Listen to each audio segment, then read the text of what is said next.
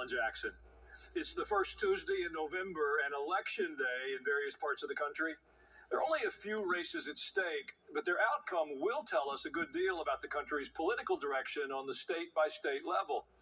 President Trump has reinvigorated conservatives, independents, and even some Democrats. And the races tonight will demonstrate to what extent his America First agenda has taken hold. There's also a vote about redistricting in California, where Democrats are trying to change the voting boundaries to cut out 5 current Republican House seats. Yeah. The race that's getting the most attention is New York's mayor's race, where a self-described Democrat socialist has been trying to sell a platform that looks more like communism. We'll begin there with the man who knows New York politics quite well, the former Republican governor of New York, George Pataki. Welcome back, Governor. Thank you, Alan. Nice being on with you again. I know you're back in the city today. How do things feel there on the street? Tense. I think it's going to be a close election. There's a massive turnout. All the pundits will tell you it means one thing or the other. The fact is nobody knows what it means. It's just people are very motivated by the choices and turning out. And I think, yes, Obama didn't formally endorse Mondami, but I think he totally supports the far-left policies that Mondami is advancing. And I think the Democratic Party has a real problem. They are split between the traditional liberals and the actual far-left radicals like Mondami, like Sanders, like AOC, and others who have come to prominence. They're going to have this fight for some time, and they nominate these far-left radicals, with the exception of rare places like New York City, maybe, San Francisco, maybe. They're going to lose elections because the American people don't want this. And, I think it creates a tremendous opportunity for Republicans if Democrats continue down this radical path. Well, let's move to New Jersey, where the traditionally blue state may have had enough of Democratic policies. How's Republican Jack Ciattarelli pulling so many voters outside of his lane? And do you think he has the momentum to beat Democratic Mikey Sherrill? Absolutely. Ciattarelli can win tonight. We'll know in just a few hours. Polls in New Jersey close at 8 o'clock. But to win as a Republican in a state like New Jersey or New York, the Democrats have to screw up. And they have in New Jersey. They have massively high energy rates because of absurd policies. They have the 3rd highest taxes in the country. Only New York and California are worse. And normal middle-of-the-road voters who would normally vote Democrat in New Jersey are taking a look, saying, we don't want more of this. And Ciattarelli is saying enough is enough. We have to stop this. We have to put in place common sense policies. He's on a very good campaign. It's literally 50-50, virtually a toss-up. But I think there are enough dissatisfied people in New Jersey with the way it's going that Ciattarelli has a real chance to win tonight. Wow. Well, Virginia used to be a Republican state, but with the growth of the Washington suburbs into Northern Virginia, a large number of Democrats have moved in. The term of the current Republican governor, Glenn Youngkin, is ending. How do you see the race going tonight for the Republican candidate, Winsome Sears? I'm shocked that she isn't winning handily because you had the Attorney General candidate of the Democratic Party in New Jersey talking about 2 bullets in the head of the Speaker of the Virginia Assembly and calling how he'd love to see the 2 young kids dead in their mother's arms. And this guy has a chance of being elected Attorney General. And the candidate running for governor has refused to say he's unfit for office. I think that tells you how far left the Democrats have gone, where they don't even denounce violence when it's so loudly proclaimed. But you have hundreds of thousands of federal office workers in Northern Virginia. They tend to vote overwhelmingly Democrat. So I fear it could be a long night for Republicans. I hope not, but we'll see. Well, California has a ballot issue being voted on today that would, if passed, take 5 Republican districts away and very likely turn them blue. Is this how the Democrats like Gavin Newsom are going to push? Security mean to you? What it's going to take for your family to thrive? So I hear you, Newark. I'm going to work with communities from the ground up so all of our neighbors thrive. Yeah, right. I hear you, Jim. So I'm going to declare a state of emergency on day 1 to drive down your utility costs. I hear you, Westfield. So I'm going to make sure they're going to make you use your electric stove. They need to address the food crisis.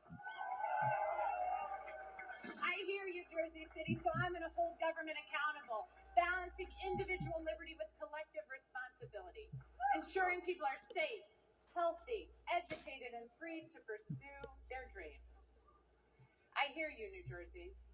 Good government. Our innovation. What have our the businesses, our Democrats inventors done and entrepreneurs to help anybody? But it's the people that They have are the led ones this that are march, keeping especially those who are the fighting government for prosperity closed. for their entire communities. You can't trust a Democrat. She spoke so In us, that it's his faith through us.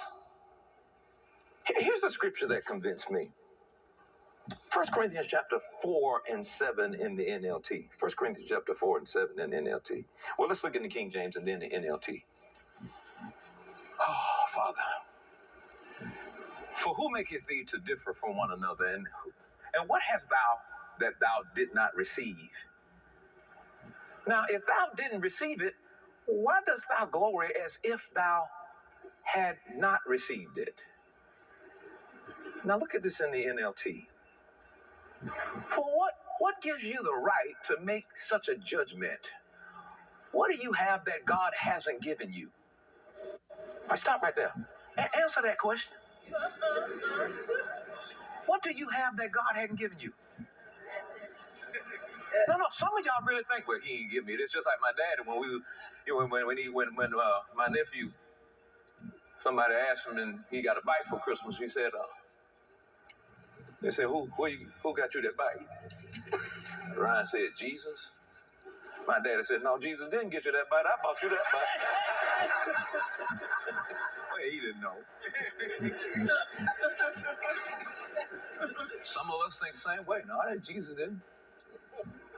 You don't understand, it took inhaling and exhaling for you to do whatever it is you do. That's right. The Democratic candidate projected to win with 57.5%. That's with 97% of the votes in. Some Earl Sears trailing behind there. Meanwhile, whose roots in this city extend back to her grandmother running the trams on Roosevelt Island. She has extensive experience in city government and has been a key part of our campaign to become the next mayor of this city. And it will be led by our formidable co-chairs, former Federal Trade Commissioner Chair Lena Khan, former First Deputy Mayor Maria Torres Springer, United Way President and CEO Grace Bonilla, and former Deputy Mayor for Health and Human Services Melanie Hartzog. Over the coming days, we'll start announcing the leaders who will implement our agenda. People like deputy mayors, who oversee entire areas of government, and the commissioners who carry out the critical work of city agencies. Some of these people will have familiar names, others will not. What will unite them will be a commitment to solving old problems with new solutions. We will cast a wide net. We will speak to the organizers on the front lines of the fight to improve our city, We will government see. veterans with proven track records, policy experts from around the country and the world, and working people who know better than anyone what their neighborhoods need. Throughout this campaign, I've worked hard to be accessible and transparent with New Yorkers. Ha! That same spirit will animate this transition and the city hall we build. Because You've New been Yorkers lying deserve to a them from government day that they can one. trust. And on January 1st, You're a straight up when our city communist, celebrates the inauguration of a new administration, and it let will us also destroy New celebrate York. a new era for our city. One that we all feel invested in and whose success we all work to achieve. Will Ciattarelli lost the governor's race, Republican Assemblyman Mike Inganamort won his bid for a second term in Tuesday's election and told NTD, But regardless, we have a duty in the legislature, and if we are going to be working with Mikey Sherrill as our governor, you bet we're going to hold her accountable. President Trump, meanwhile, who endorsed Ciattarelli, reacts to Democrats' projected election night wins, saying that Republicans lost the elections because of the government shutdown and because his name wasn't on the ticket. Reporting from Bridgewater, New Jersey, Mario Tzu, NTD News. the races in Virginia. To elect a attorney general that stood for core values that we understood, and I think we're seeing a shift. Now, Democrat Abigail Spanberger won the governor's race. She beat out her Republican challenger, the current Lieutenant Governor Winsome Earl Sears. Virginia has for decades voted for a governor from the opposite party of the president. Spanberger is a 3-term congresswoman and former CIA officer, and she ran on anti-Doge cuts and anti-tariffs. I also know that those who were supporting my opponent or disappointed today, and to those Virginians who did not vote for me, I want you to know that my goal and my intent is to serve all Virginians. I want to thank you because you believed in me. You who voted for me and who worked so hard to make our dream for Virginia come true. And your prayers and gifts to the poor have come up as a memorial before God. Now send men to Joppa. That's a 2 or 3 day trip to bring back a man named Simon. He's called Peter. He's staying with Simon the tanner. His house is by the sea. The angel not only knows Cornelius' home and his name, he knows somebody named Peter in a city some distance away, and he knows who Peter is staying with, and he gave him the address for his GPS. I mean, this is bizarre.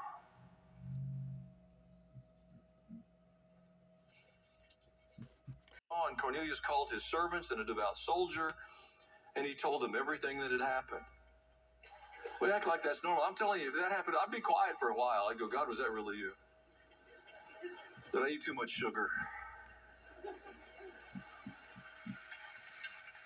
Verse 9, same story.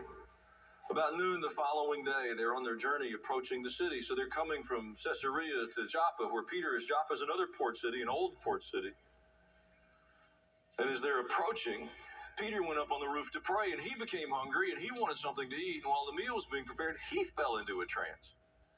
And he sees heaven opened, and a sheet is let down from heaven. And in the sheet are all sorts of animals that Peter's not allowed to eat by kosher rules. Peter hasn't had bacon. All kinds of animals and reptiles and birds. And a voice said, "Get up, Peter, kill and eat." Then Peter said, no, not me. I don't do that. I've never eaten anything impure or unclean. And the voice spoke again and said, don't call anything impure that God has made clean. Wait a minute. He's got a vision that's telling him his boundaries are wrong. I'm mocked for that these days. But in my head, the values that started in that home Bible study and were expressed in a tent and all along the way still flourish in our midst. It's what happens around our kitchen tables, and one family at a time, one household at a time. I believe in the months ahead, in the years ahead, we will see our congregation. God will use us to be a strength to the broader church. We have an invitation next year to make some unique investments of energy, predominantly in the believing community in Israel. They've been at war for 2 years. They're at one of the lowest points I've ever seen them. And business leaders, pastors have reached out and said, would you partner? We already have dozens of books translated into Hebrew, relationships that have been forged over years. I'm going to invite the broader church from across the country to help with that initiative. But it won't stop there. I don't know what God will do next. We'll watch that step the same way we've watched him take us from the spring festival to the fall festival. But God is moving in the earth. But it really isn't funny. Biological sex isn't confusing. Doesn't mean that there aren't people that don't struggle with that confusion, but we don't want to institutionalize the confusion, and we certainly don't want to weaponize it in the hands of healthcare professionals. And we certainly don't want to subject our smallest children to them. Our smallest children should not be subjected to smut in their school libraries. That just shouldn't happen. That's not a hard decision. There's a relation of language to even try to do that. It's predatory. But we've lost our balance.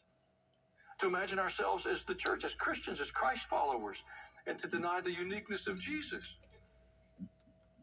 is an expression of a false church and a false gospel that is so prevalent amongst us. It's disorienting. But in the midst of all of those things and all of the shaking, God is moving in the most profound ways. And you are not powerless. You are not without opportunity. You're not without invitation. Your children will respond to the truth. Tell them. Use your voice to invite them away from the overwhelming messaging of the secular culture. Give them a different agenda. Chart a different course. Establish different priorities. We will take that message wherever the Lord opens the door. We're doing our best to strengthen this congregation in this community, working hard diligently to put up tools to help us serve more efficiently and more effectively. But we're also working to strengthen the body of Christ beyond here. Will stand alone vote on the matter.